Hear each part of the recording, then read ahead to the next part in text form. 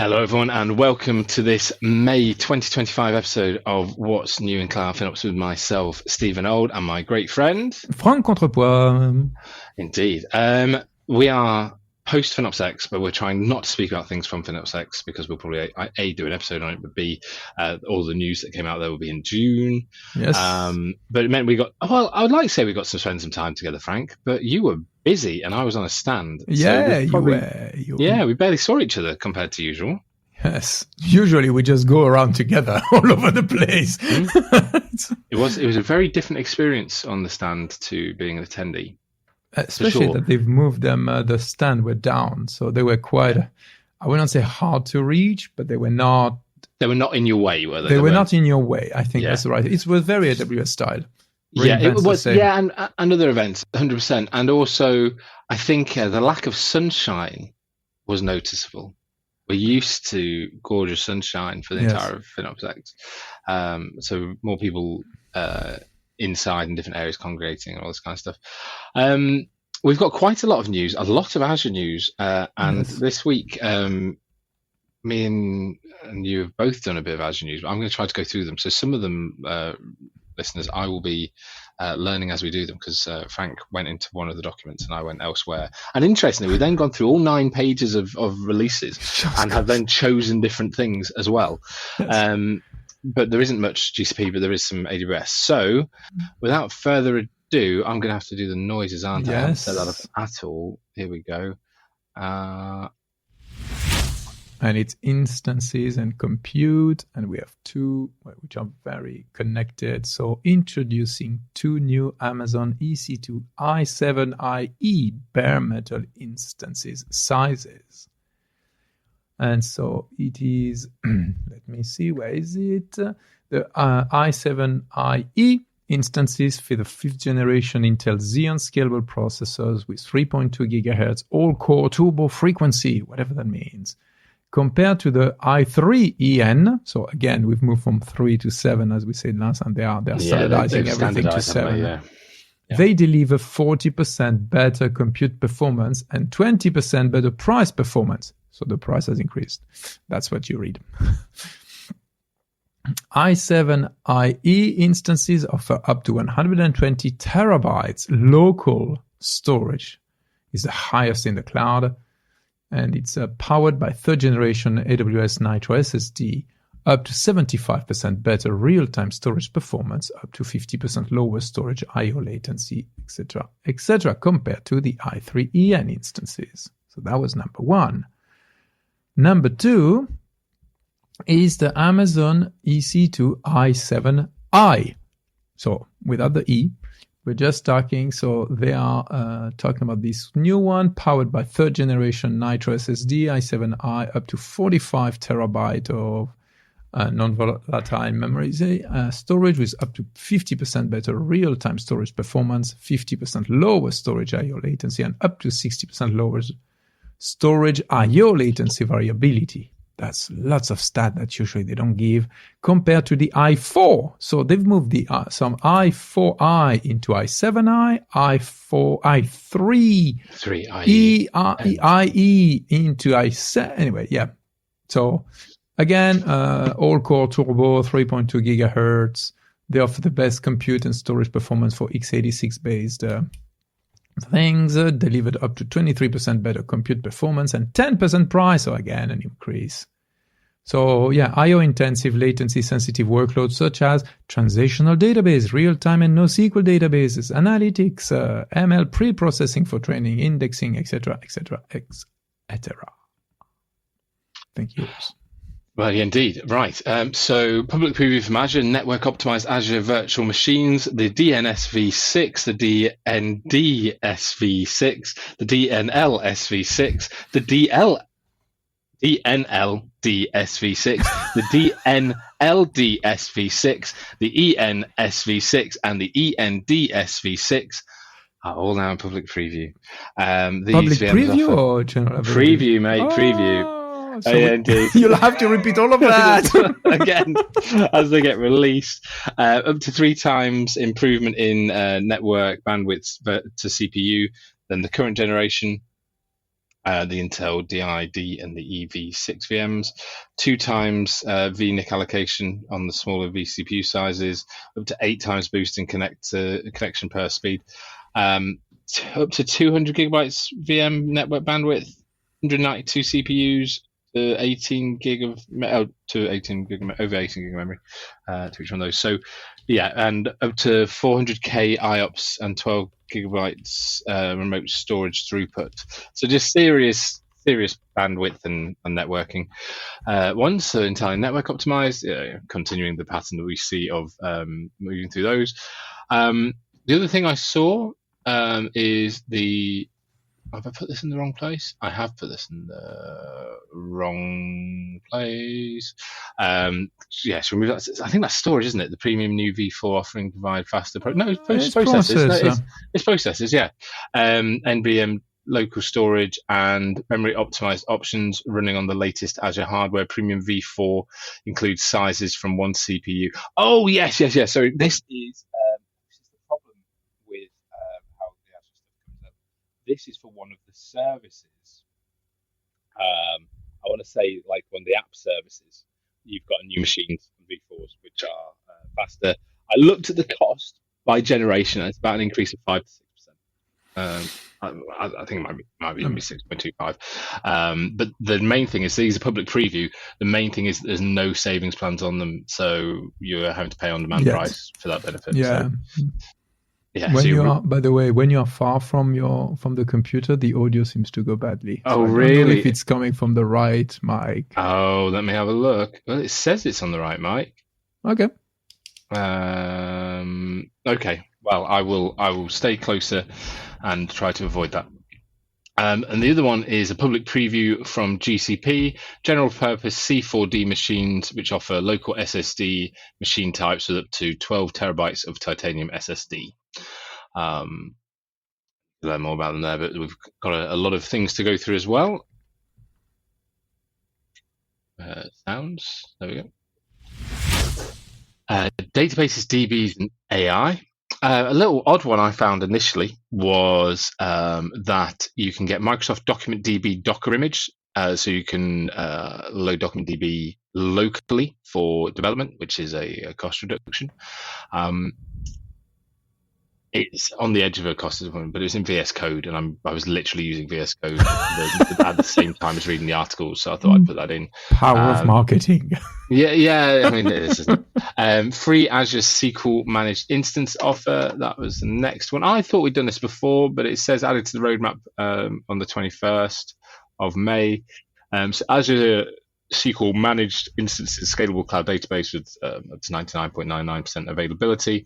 The free offer for it is generally available, or maybe it's public preview before, making it very easy to try it out. The free offer applies to existing pay-as-you-go enterprise, Azure plan, and many other subscription types. I think it's horrific that there are that many different subscription types.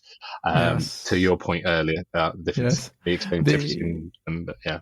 At the same time, on this one, I've noticed, because I look at that, as we say, it was that it is for 720 hours a month. Yes. So 720 hours.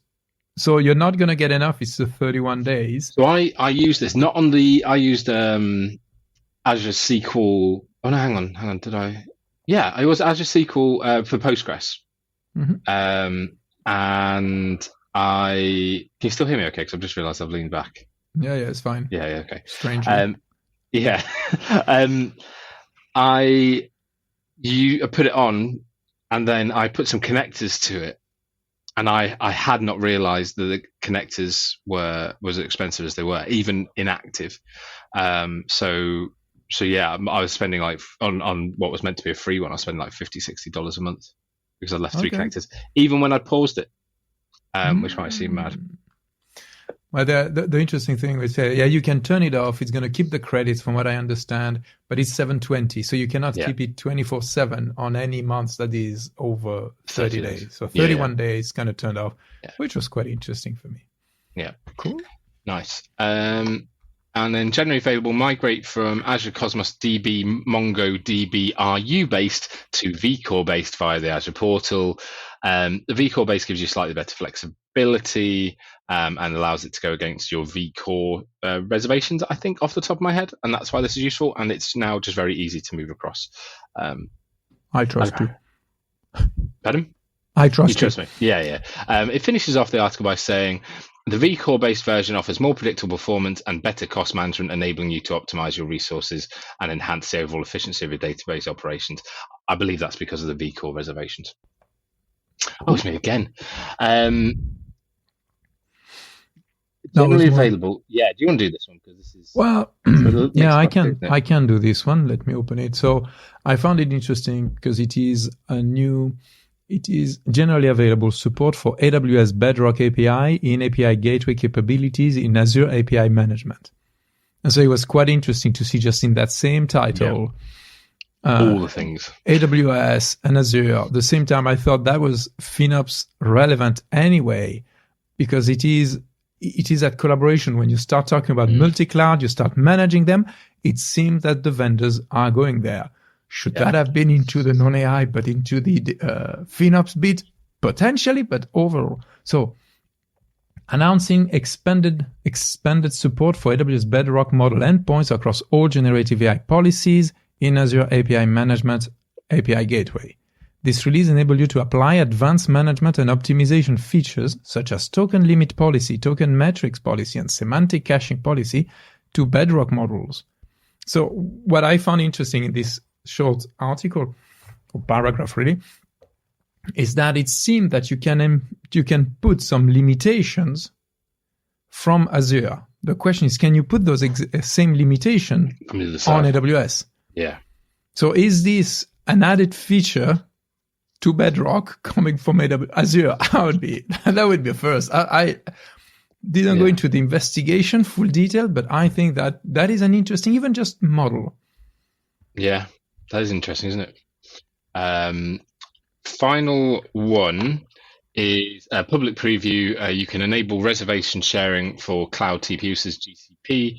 I was thinking, well, these reservations are capacity reservations, they're not cost reservations. But then I did think that if you're able to share it across projects now, maybe you need less reservations. And that might be worth knowing, because maybe you were reserving on multiple projects because you needed it for multiple projects.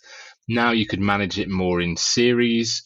And run those reservations across, those TPU across multiple projects by batching, because quite often using TPUs, you're batching, right? And you could time your batches accordingly. So you may be able to get some cost benefit from that. And we were short in the GCP news, so it was another day lost in the beauty of release notes. So, right, noises. Storage. It's me again. Azure have been busy. Live resize from premium SSD v2 to ultimate. I can help with this one. I think we've talked about this before. That's the only thing that's confusing me with it. Yeah, but first you remember this kind of stuff. I just look at if it says May. But the thing that has everything. So as far as I understand, it only grows up, but that means that you can start small. Yeah. And so that's the benefit is you can for certain, for the premium SSD V2 and Ultra disk, you can start small and then ask the system to increase as you need it. I mean, for Windows workloads, that really eats into what companies like Lucidity, Datafy, I don't know if Datafy do Windows, and ZestyDisk, like, I do believe Lucidity say can go up and down on Windows. They've got technology to do it, which is just mind-boggling because Windows doesn't like that in the slightest.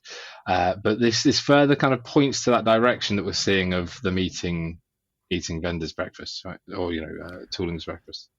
Yeah, it was always built almost like this: is you commoditize what works, and I agree. And this is also usually what was not scaling correctly was NTFS. What was really struggling going down was NTFS. But go. Continue. Azure Storage Actions generally available. Serverless storage data management. So I believe we did talk about this when it came out, but the fully managed platform transforms how organizations automate data management tasks for Azure Blob and data lake storage, and it's now generally available in select regions. Have I got a list of the regions? No. It enables you to quickly compose and deploy tasks that can scan, analyze, and process billions of objects across multiple storage accounts without requiring any programming skills. You can use blob tags and metadata as parameters in conditions and operations for dynamic flexibility in how each object is processed. So do you know what? I kind of see this in AWS. You've got intelligent tiering, right? Mm-hmm. Yep. Which you just go switch on. You had to use like control policies on Azure as a technical step instead. So I don't know if this is a no-code answer to that, rather than having their own automation on it. A no-code answer. That's all I can. That's kind of where my head's going with it, which I just find interesting, because just build the intelligent tiering one. Everyone likes me. I'll switch that on and not care. But the thing is then do you need to have more control over? I don't know. Yeah, I don't know. But if you want more control, then you'd hope that you're technical and maybe not. Yeah, I guess it's a non-technical response to it, isn't it? Oh, thank goodness it's you. It's visibility, billing conductor, tags, cost categories, and there are a couple of things which are interesting. The first one is AWS Budget announces support for additional cost metrics and filtering capabilities. So you get more metrics you can do. So let me check. So customer can now create budget for new cost metrics such as net unblended cost, net amortized cost, allowing you to monitor for cost after discounts, and that include enterprise discounts. Customer can also exclude dimension value. So you can say, you can remove from your budget RIs applied, savings plans upfront fee, saving plan covered usage. So my understanding is you can almost do, which is positive, budgets based on on-demand equivalent, which is quite a positive thing. So these new capabilities enable customers to budget against the actual cost of their application team or cost center with support for automated discount and advanced filtering. For example, customers can now create budget that incorporates saving plan and reservation discount or not, ensure alignment between budgeted amount and actual invoice cost. But yeah, so it's interesting. They are available in all AWS region except the usual, so the Gulf Cloud and the China region, because they don't have anything. I need to look at my website. You know, I have one that tells you each service where it goes. I need to go back to that one and check China. But yeah, that's one news. And I have the other one, which is AWS simplifies Amazon VPC peering billing. So starting today, we are making it easier for customers to understand the inter-availability zone VPC peering usage within the same AWS region by introducing a new usage type in their bill. These changes won't affect customer charges and will help them easily understand their VPC peering cost. So it is, they're adding a new type, usage type, which is a column of the cur or the. So it's going to extend the cur, is it? It's not. As far as I understand, it's going to add a column. It's going to add a value to the usage type column. Okay, yeah. So it's not a new column. There's a new potential value in there that. It is a new potential value. If you've got anything in there that says like a validation that says unit type has to be one of these. Yeah. You're now going to have to add one into your validation loop. So let me check. With this launch, customer can now view their VPC peering usage using the new usage type region name vpeering in-out bytes in cost explorer and cost and usage report.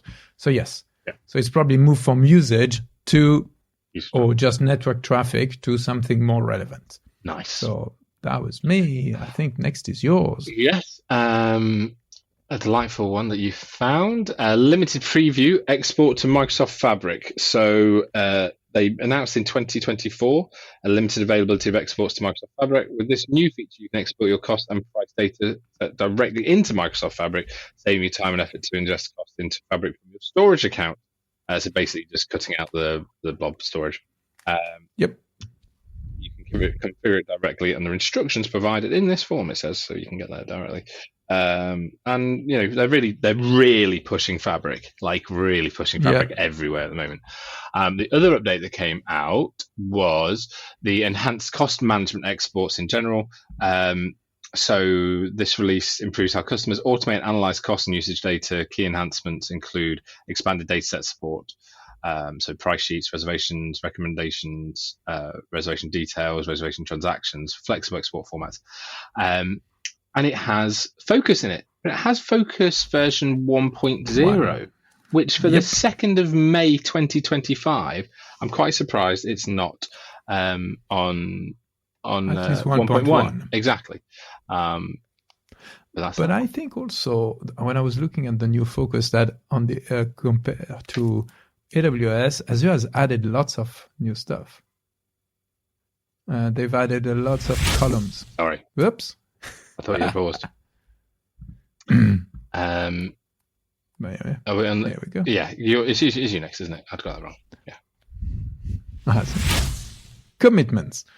And in this case, I wanted to say, we were talking at FinOps X with some people. You remember we're discussing that RDS, RIs were not there. It seemed that was just a misstep, and they should be there. I haven't checked on the price list, but they now should be back again. It was, they just forgot to do that for new instances of RDS. So while they're still not there for new instances of EC2, for RDS, they're back, which is good news. But there's no savings plan alternative, right? We said this last time. There's no savings plan alternative. They've got to have something.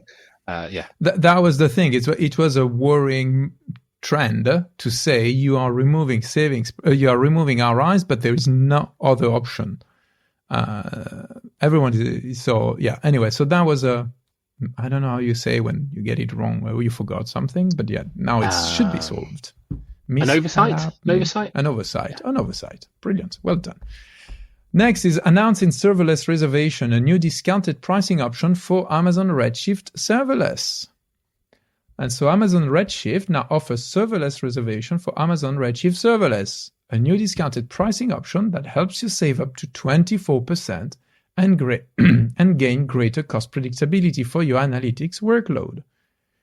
So you can, with serverless reservations, you can commit to a specific number of Redshift processing units. We covered this last month. RPUs for a 1 year term, and choose between 2 payment options: no upfront, that provide 20% discount off on-demand rate, and all upfront, which is 24%. There is no partial.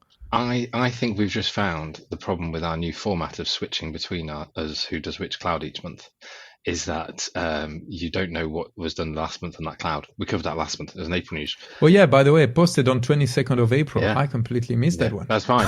But normally that's not a problem, because we kind of go, I know that one. But when we're switching clouds, there we go. We're trying to grow listeners. We're trying to grow and know more about different things. So this one also, by the way, is April, so kill this one. Okay. Shall I fill some time while you work out what's next? Yeah, please continue. I don't think I have anything else to do now. No, don't say that. Right, well, I'll do the news for pricing. So I believe this is one that you have added, Frank, but I will do it. Is Azure update.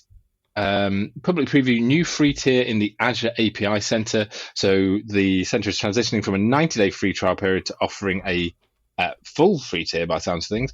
It serves as a centralized hub to catalog, discover, and manage MCP servers and APIs, regardless of their type or deployment. Using API Center, customers can drive reuse, consistency, and collaboration at scale. I'm using the VS Code plugin, which I'm using on my. I've now got on this machine. My last machine was really locked down. This one's still locked down, but I've just said to the IT team, open it all up for me on these things. That is a good plugin. You can do that quite nicely, and you can deploy and find those agents. I'm just going to have a quick look into the actual detail of this. Oh. Yeah, well, I confirm that I've done a mess. I've done I don't know why my filters didn't work on the dates. So I had lots of things from April, so they're not there anymore. So no, I was trying to press learn more on this new tier, but I can't get to it, because I would have gone and looked at the pricing under Azure API Center, which I can just Google, can't I? But I thought that might be interesting. How much you get for free. Let me have a look. Actually, let me just do Azure free tier. There we go, 23rd of May. Am I just literally going to open the same thing? Free services. Yeah, the learn more is not clickable. Yeah, it's not clickable. Yeah, exactly. Right, so let me go to the free services and see all free services, and then go down to what they're saying. It should be early because it's in alphabetical order from memory. API management. So now 1 million monthly calls free with consumption tier, always on. Right, there we go. So enjoy that, everybody. There's 1 million extra calls you can do something with. I don't know about the hosting cost of that behind the scenes. But I think it was simply limited to 90 days before. It was 90 days, yeah. It's just gone on time. Now it's... yeah, you are 100% right. Okay, so the next It's all yours now. Oh, is it? Oh, goodness me. I can't... Let me open that one up. Well, do you want to do this one? Well, okay, FinOps General? so You found it, I think. FinOps. Yeah. Generally available Smart VM default for AKS. So Smart VM defaults are not generally available in AKS. So Smart VM default automatically select the optimal default VM SKU based on available capacity and quotas. This feature enables that development are matched with the best possible SKU, enhance its performance and reliability while optimizing resource utilization. So previously the default was a standard DS2v2, but now you can expect different type of instances coming up. Hopefully smaller also, so that you do not pay for that full one, which is also why I've put it in. It's interesting because people use things like Carpenter for some of this stuff as well. But yeah. The thing is that everyone is trying to do something, and sometimes the cloud vendors will try to do their own stuff. Yeah. Sometimes they get it right. Sometimes you can see, for example, everyone was saying Terraform is going to die because CloudFormation is still doing great. I mean, yeah, Terraform over, absolutely. But IBM have purchased, haven't they? Because they've purchased HashiCorp. Yes. So there's a lot of licensing stuff going on in that arena now because the mindset has really changed. Yeah. I've got some customers who are going through audits at the moment for HashiCorp. Right. I think you should do this one as well, actually. Okay. So that was sustainability. And for once, I was reading in, so there is an Azure May 2025 Microsoft Cost Management Update. And for the first time ever, first line item was Azure Cloud Sustainability, which was quite positive, even just the position. So and they highlight also that it is sustainability as defined as the FinOps capability from the FinOps Foundation, which is quite cool that it gets to that widespread audience, big audience. So there are two things. So there is a preview of sustainability in Azure Migrate. That in Azure Migrate you can estimate the carbon emissions in preview. So that is quite cool. So it's not just usually it is when the fact is done, when you've done your migration, you can calculate stuff. You can just do lots of Excel and guesstimates at the beginning. In this case, in theory at least, you can use the same methodology before migrating and after migrating. Yeah. At least it's the same methodology, so they should be comparable. Now, if when you're in the cloud tells you 0 on both, it's a lie, but otherwise, it's a good starting point. But the other one also then was generally available is carbon optimization. So once you've migrated to the cloud and you're already in the cloud, the carbon optimization extension of the Azure portal provide detailed carbon emissions data along with recommendation to reduce your carbon footprint. REST API, isn't it? Get it through. Yes. Yeah. This emission data is also available to be consumed by REST APIs, allowing you to build customized report and dashboard, or potentially joining it with cost data, which says that they are not doing it. But the idea is that there is an article related to that. How is the methodology underneath? How is the methodology of Azure? Do they include Scope 3 and all of the stuff? I don't know at the moment. Azure do, I believe, they got audited for Scope 3, like an external audit for Scope 3, so they've got that accurate. To my knowledge, they're one of the better ones. I think it's like just the amount of data. It's interesting, isn't it? Because one of the things that I was building, and you were helping. Yeah. Is the calculator. So the migrate piece is doing that now, but it's actually just what if I just want to check my single VM that I'm about to build? It's on my list. Well, I'm building something else at the moment. That's going to be interesting. And by the way, there was next one, which was what I was asking you about MCAs, because they say managing purchase for Microsoft Customer Agreement customers. It's not related to sustainability. It was just that it appeared in the May cost thing. Yeah, so MCAs have come up in my life a lot recently because I need to. If anyone listens to this and can set me up an account under an MCA that I can use, or even if I put it under under my domain or something, that would be useful because I'm trying to understand the differences in APIs and CLIs between an MCA and pay as you go at the moment because the documentation isn't always that clear, and also I'm much more of a doer than a documenter. But yes, it is all different. It's really hard to explain to someone who hasn't grown up in Azure like me. I've had to just learn it. How basically Azure behind the scenes, rather than having like one price book, had at one stage like 28 price books as a starting point. So it had one per currency, and then that it has like pay as you go. It had pay as you go, CSP, and EA, which are all entirely different. MCA is replacing some of those, so EAs are going to disappear and be replaced by MCAs. And they all basically had different backends. They were almost entirely different clouds. And then in CSP, you had indirect and direct CSPs, which affected how you get access to data. Yeah, back in our Strat Blue days. So like the nuances about how you get data and things is absolutely mind-boggling. For a long time, one of their APIs only worked in current month, so you couldn't choose a set date, so you couldn't ever get the entirety of the month out because if you ran it last second of the month, you'd still miss a second. All these kind of things. It was all just a bit crazy. I believe we have one last piece of news. Is that accurate? Well, we have a miss. Yeah, I've put one in. Miscellaneous and silly. So there is a public preview of Microsoft Planetary Computer Pro. Okay. So I always what's in the team? Exactly. Yeah. So I always talk about like we love ground station, don't we? And I thought, well, we talk about ground station going like out of the planet. This is Planetary. This is a comprehensive geospatial data platform designed to accelerate the generation of geospatial insights. I mean, it's just one of those things that has been built for a person. And I always like pointing those out. And probably for themselves. Geospatial. I think geospatial is not space. No, it's not space. No, it's just on ground. But generally with geospatial, you're probably still using like satellite data and bits like that potentially. Yeah. I thought it was interesting. Yes, I was using. Yeah, it is interesting, and there are some interesting. There are some extension databases about that. Which is quite cool because you can say, is this point with latitude and longitude inside this rectangle? And it is so much simpler than me trying to calculate it or Ask ChatGPT to do it. Because that's how it ended. Of course it did. I divided the UK in 500 pieces and I said, just do it. Just wanted to say also that they were in the Microsoft page. There were quite a few, I think 6 of them, new videos that might be of interest. So, related to cost management. Yeah. Not sure if they are the same as last month. It looks similar, but they might. Maybe the last one's different, maybe? Yeah, manage Azure OpenAI service provision reservation. We talked about that, but I don't remember there being a video.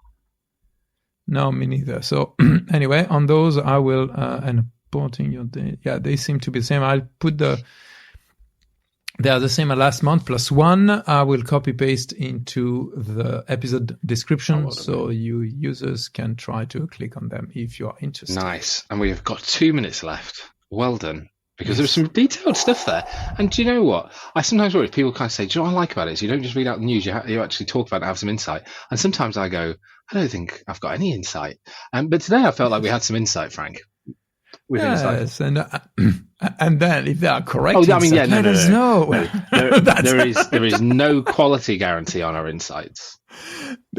And by the way, there was a fun, at FinOps X, which by the way is read Fox. I didn't notice FinOps. Yes, that's X why we get the Foxes. Fox. Yeah. I didn't think about Fox. You see, I'm 3 years late, but we had someone who loves the podcast who was saying that they were listening in the car with their kids behind. The kids were there. But that's just a list of stuff. Yes. Which is fair. Absolutely fair. And it was very nice. I won't name them, but a person who I've always had a lot of respect for in the FinOps community came up to me and just started chatting to me. And then the next day came and said, I realised I didn't introduce myself, but because I listened to you in the car, I just assumed we know each other. Yes. And I was like, that's great. I'd much rather hear people listen to us in the car than the bath. That one has scarred me. And the person who said that knows that and knows they still do it because they told me at this event. But yeah, there we go. Yeah, I know them. Yes, you know them as well. Right, brilliant. Thank you, Frank. Apologies for lack of Google News. It's always a bit of a jungle when we're in the notes, but there will be some next month because there's all the things that came out at FinOps X. Perfect. Amazing. Thank you, listeners. Thank you very much, listeners. There we go.